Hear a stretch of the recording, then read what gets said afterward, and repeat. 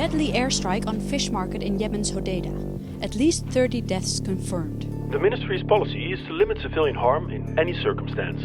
In your daily paper, in military reports or political statements, when we hear about conflict, we usually hear only a small part of the story.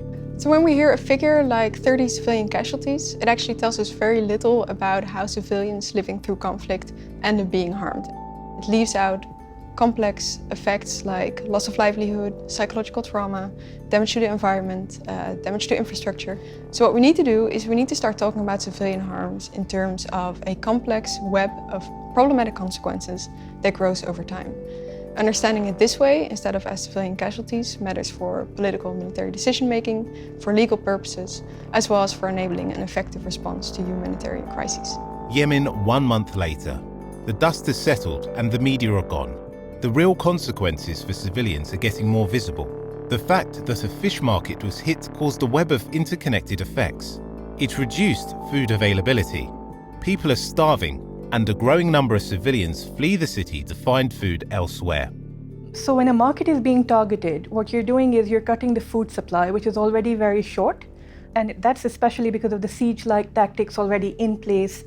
So you have a large hunger issue where children are now malnourished, and there's a lot of spread of preventable diseases. And this is all purely man-made.